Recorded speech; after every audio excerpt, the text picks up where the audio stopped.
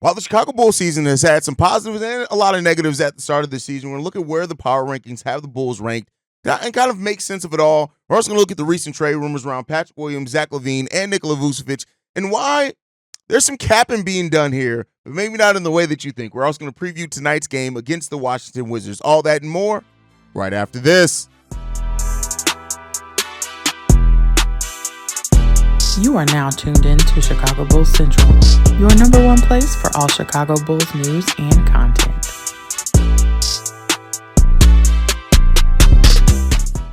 What's going on, Bulls fans? Welcome to another episode of Chicago Bulls Central, your number one spot for everything Chicago Bulls related. I'm the host, Haize, but more importantly, you guys can follow the channel at Bulls Central Pod on every social media platform we happen to be on. With that said, let's go ahead and get into it for today. I want to start off with these power rankings going around. Not that these power rankings are the end-all be-all. We'll talk about it, kind of my thoughts on them after the power rankings. NBA.com has the Bulls right now at 22nd. That's up 2 spots from where they were last week at number 24. And John Schumann, who writes, takes care of the power rankings for NBA.com, talked about the Bulls and, them playing Washington, which is like two of the worst defensive teams in the league when it comes down to it. But the Bulls are between Brooklyn and Atlanta. Brooklyn at number 21, Atlanta at number 23. Keep that in mind with Atlanta. The Bulls and Atlanta, they're intertwined. Everything that you look at between rankings and statistics to everything, they're always right there neck and neck when it comes down to it. Now, they point out the Bulls and their pace, but also them being in the bottom of the league at 28th as far as defensive rating. Not any surprise there. Real GM as well. They have the Bulls at number 22 as well. Now, they use a lot more of a computer analytic-based model there to come up with their power ranking. So it's throwing a lot of data in there, and they figure that out. And so they have the Bulls, weirdly enough, projected to win 29 games this season, which only is one more than the Portland Trailblazers, which are one spot ahead of the Bulls in the power rankings at number 21. And you look at and then they have the Hawks at number 27th when it also comes down to it. So that's it is what it is there. And then Bleacher Report has the Chicago Bulls right now at 24th. And they talked about how the Bulls have, started off hot, but have kind of gotten worse as the season has gone on. They're 4-9 in their last 13 games. And it does say that they're starting to feel like a good candidate to enter the tanking race, which, again, we're going to talk about here in a second. He also talks about, the trades that could potentially be coming for Zach LaVine and Nikola Vucevic and how, they're really juicing the values, the word that he uses there, of those two players. And so, again, to recap, NBA.com 22nd, Real GM 22nd, Bleacher Report 24th, and also in that they have the Bulls pegged to win 29 games. So when it comes down to it, it's this, and this is kind of what I said in yesterday's daily episode as well. The Bulls defense is really what's dragging down this team. And it's doing it by a considerable margin, right? And while, like I said, I don't believe that this can be labeled as a slow start, just in my opinion, when you look at how good some of the top players on the Bulls have played, how they're shooting percentages that probably aren't sustainable as well. We've already saw some of that taking off. There's a huge possibility that this thing gets worse before it gets better. Defensively, I just don't see the Bulls getting much better. Yes, Dalen Terry, Julian Phillips, these guys are solid defenders. And Ayo Dosunmu has had a quiet season defensively so far, but it really, to me, even with the Bulls being in the goddamn toilet bowl defensively, I don't really see it saving that much, even if Ayo was to turn it around and become the Nigerian nightmare again on the perimeter with the defense. And overall, it just gets to the point where the Bulls defense is really the thing that's right now.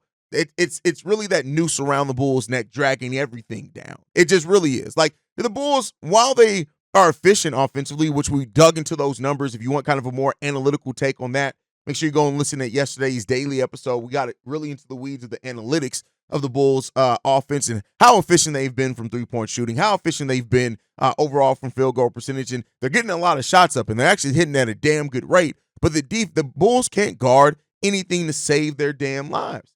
They just can't. And, for what it's worth as well, again, take always his writing with a grain of salt. Joe Cowley wrote an article in which, the Bulls keeping that top 10 pick and the defense being maybe the reason why they could be able to do that. And I have an interesting perspective on it with here, right? Maybe the Bulls are doing it the right way, meaning that the Bulls, and I know I've seen everybody in the comments, see every single comment. People are like, oh, well, the Bulls are tanking. They're just unannounced. And this isn't about announcing it or not. Most teams don't announce it and take it. Matter of fact, only the Philadelphia 76ers were stupid enough to basically announce that they were going to be tanking for years after years after years. But even with not announcing that they're tanking, the Bulls are competing in these games to win. You can't talk about the pace of the Bulls, number of shots that they're getting up, how efficient they are from three-point range, that they aren't trying to win basketball games. They're just not good enough to do it. And that may be why the best part of this and the part that we're not talking. Like, I think the mind, right? And it's such an easy way to look at it when you want to say, oh, well, they're tanking. It rationalizes in your mind. I don't think the Bulls are tanking. I think that the Bulls are out there trying to compete in every one of these games. You've seen it, right? Despite the 40-point quarters, the Bulls fight back every single time. The adjustments that are made sometimes that aren't always as successful, but they try to do different things out there. I actually think that, listen, if the Bulls do end up keeping their top 10 pick, and it's because of their defense just being bad, they've done it in the best way possible. You've competed in every single game, right? You've gone out there and trotted out your young players and tried to put out a system that's winning, right? That you're trying to win with. And that's the thing. This team isn't this team that's trying to bottom out and not put talent out there. They actually got talent. And that's the thing that I always say. This team has talent on it, right?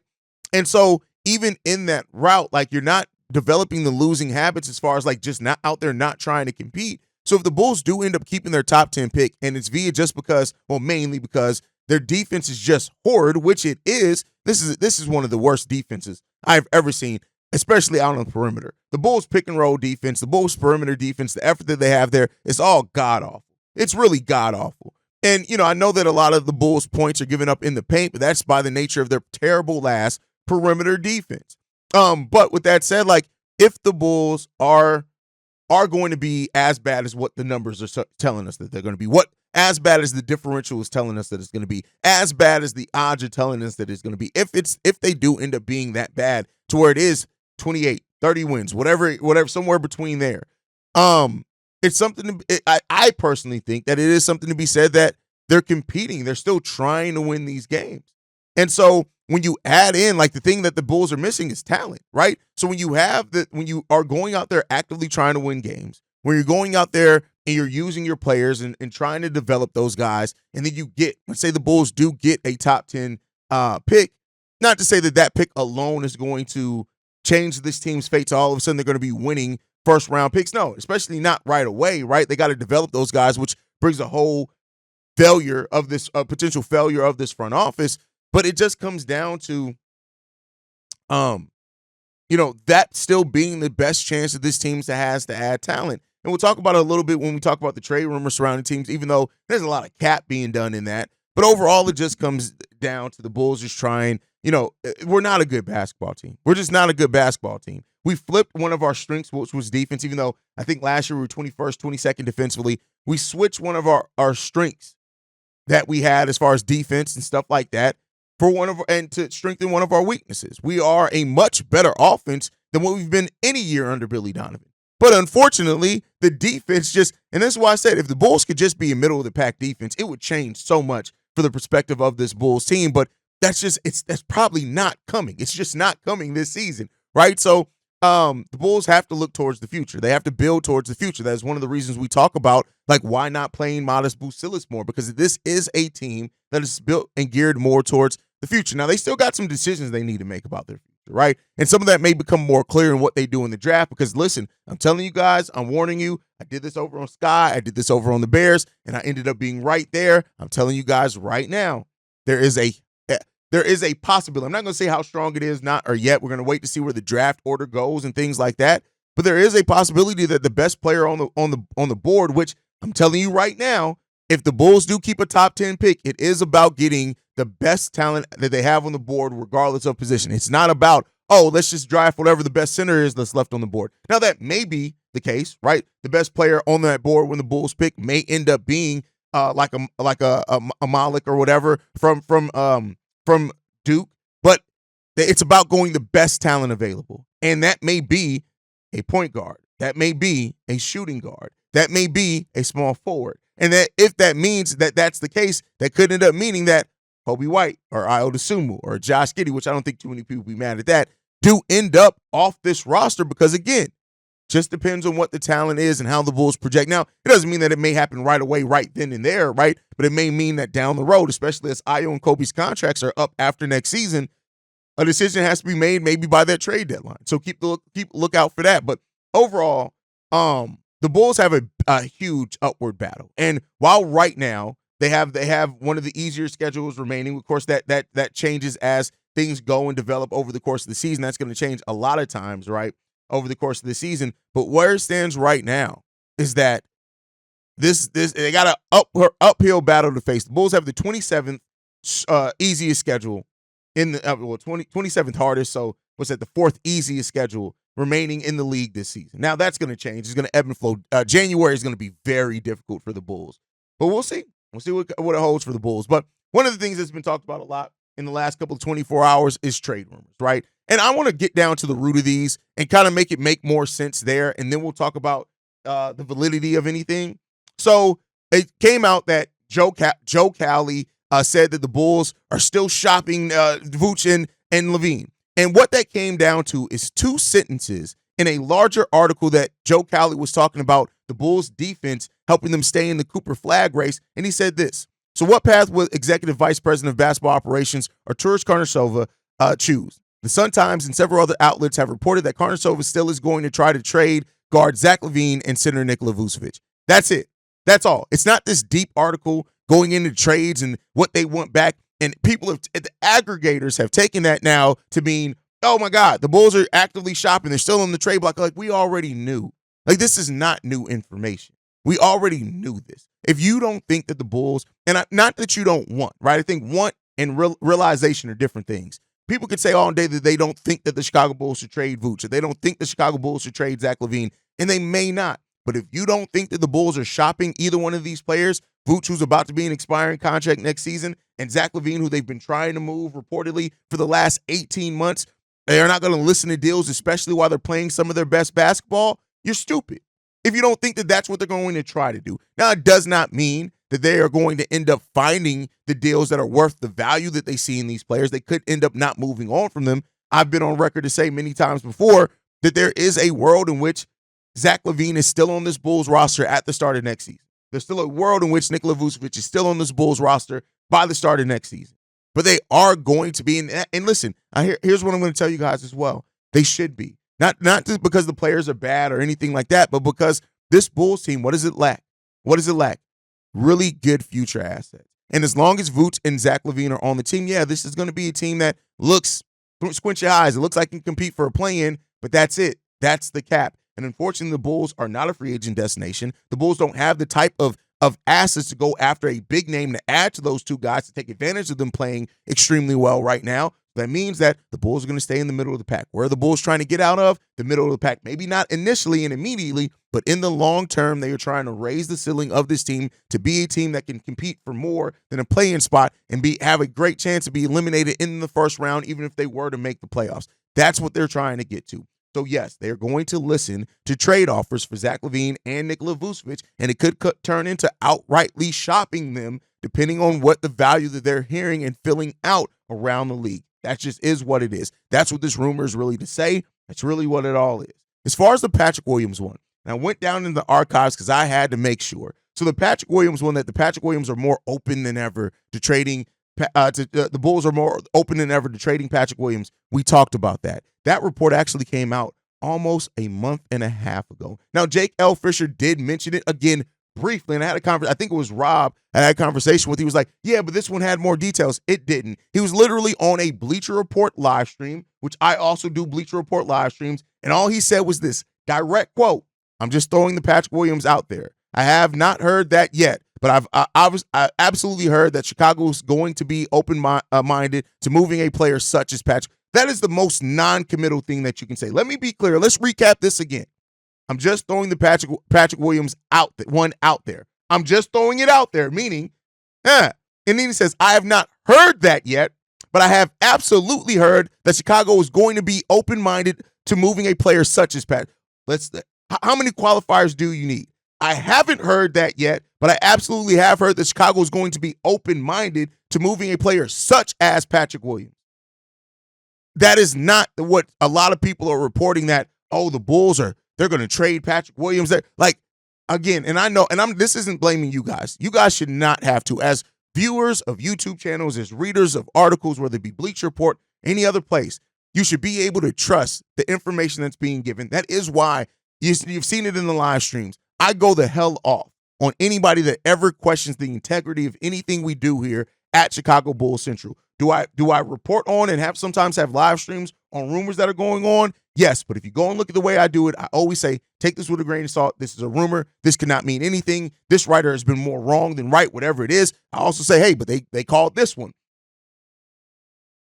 People are trying to field for your clicks, and that's what they're trying to do. And maybe, just maybe, we'd be talking about here at Bulls Central, Chicago Bulls Central, having 40 to 50,000 subscribers if I was click hunting, right? I don't like to do that. And this isn't a shame any other creative. You got to go about the way that you create and the way that you go and create. But I'm telling you here, one thing that you can always guarantee that you're going to get here at Chicago Bulls Central is that we're not just going to report on the rumors. We're going to dig into, as much as we can, where do they start, what tone were they set in, so that you can be more informed than some of these people that are trying to get these headlines of, oh, the Bulls are open to trading Patrick Williams. Oh, my God, the Bulls have Zach LaVine and Nikola Vucevic on the trading block.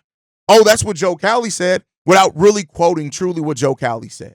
They're reporting on their interpretation and what they want you to feel, but not on actually what's said. And again, I'm not trying to get on a high horse here. Let's get back to focusing on the rumors.